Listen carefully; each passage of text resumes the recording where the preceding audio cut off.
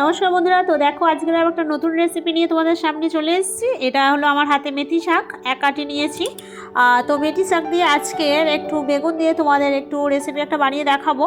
তো মেথি শাকটা আমি ফার্স্টে কেটে নিচ্ছি। মেথি শাকের ডগগুলো কেটে নেবো আর পাতাগুলো নিয়ে নেব, নিয়ে বডির পুরো গোটা অংশটা ফেলে দেবো, কারণ এটাই হালকা তিতো শাক। যদি বেশি নাও তাহলে তিতোটা অত্যাধিক হতে পারে। তো শাক কটা আগে আমি বেছে নিই, তারপরে এই কটাকে কেটে আমি রেসিপি স্টার্ট করবো।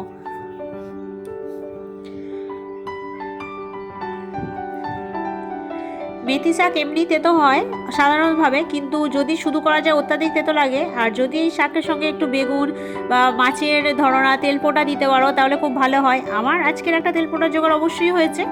একটা তোমাদের ছোট্ট বিবির জন্য ছোট্ট মাছ নিয়েছিলাম, জ্যান্ত পোনা মাছ, সেই তার তেলপোটাটা গুছিয়ে পরিষ্কার করে ধুয়ে রেখেছি, ওটাও একটু হালকা করে দিয়ে দেবো। তো আগে এই শাকটা আগে কেটে নিচ্ছি। তো দেখো আমার এগুলো বাছা হয়ে গেছে, ওই মানে বডিটা নেব না, গাছটা পুরো নেব না, শুধু ডগটা আমি কেটে নিচ্ছি।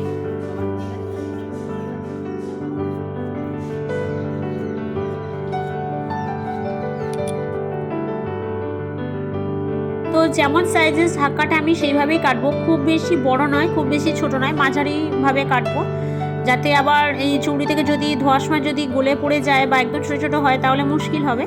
তাই মাঝারি রকম আমি শাকগুলোকে আগে কুচিয়ে নিচ্ছি। দেখো অনেক লাগছিল শাক, কিন্তু যেহেতু টকগুলো নিয়েছি শাকটা আমার অল্প হয়ে গেছে।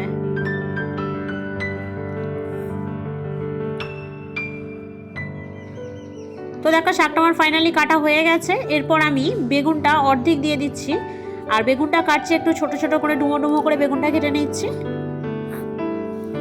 তো দেখো বেগুনটা আমি এইভাবে কেটেছি। তো শাকও কাটা শেষ আমার, বেগুন আর এখানে রেখেছি দেখো এই যে ছোট্ট তেলপোটা বললাম ওটা আছে, দুটো শুকনো লঙ্কা আছে, বেগুনটা রেখেছি, আর একটা ছোট আলু ভাজা আর কি। এই ভাজাটা আমার সকালে ছিল, তাই এই দুপুরে আমি রান্না করে নিচ্ছি।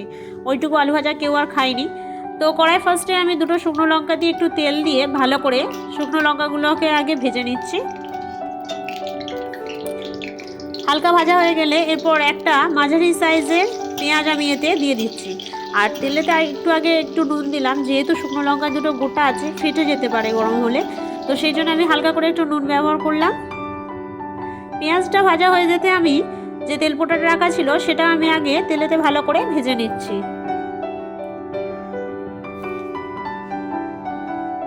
এরপর ভালোভাবে এই তেলপোটাটা ভালো করে ছাড়িয়ে ছাড়িয়ে ভেজে নিতে হবে। ভাজা হয়ে গেলে দেখো কালো কালো হালকা হয়ে আসবে, তারপরে আমি কেটে রাখা বেগুনগুলো ফার্স্টে দেব। এর মধ্যে আমি এক্সট্রাভাবে কোনো আলু ইউজ করছি না, যেহেতু আমি সকালে আলু ভেজেছিলাম, একটুখানি আলু বেঁচেছিল, তাই ভাবলাম কি করব, তাই তরকারিতে দিয়ে দিলাম। আর দেখো আমি পরিমাণ মতো নুন দিয়ে দিচ্ছি, দিয়ে ভালো করে এটাকে কষে নেব। এরপর দিয়ে দেবো পরিমাণ মতো হলুদ গুঁড়ো, আর এর সঙ্গে যদি মাছের ডিমও একটু পড়তো তাতেও খেতে অসাধারণ লাগতো। আর দিয়ে দিচ্ছি আমি একটু লঙ্কা গুঁড়ো, তোমরা চাইলে কাঁচা লঙ্কা ব্যবহার করতে পারো, সেটা তোমাদের ইচ্ছে মতো ব্যাপার। তো এরপরে আমি দেখো বেগুনটাকে ভালো করে ভেজে নেওয়ার পর এরপর আমি শাকটা দিয়ে দিচ্ছি, দিয়ে আস্তে আস্তে আমি এদিক ওদিক করে শাকটাকে একটু কষে নেব এই সব মশলাগুলোর সঙ্গে। শাকটা এই যখন মশলার ওপরে সম্পূর্ণভাবে এটাকে ওলট পালট করা হয়ে যাবে, শাকটা দেখো আপনি আপনি জোরে একটুখানি হয়ে যাবে।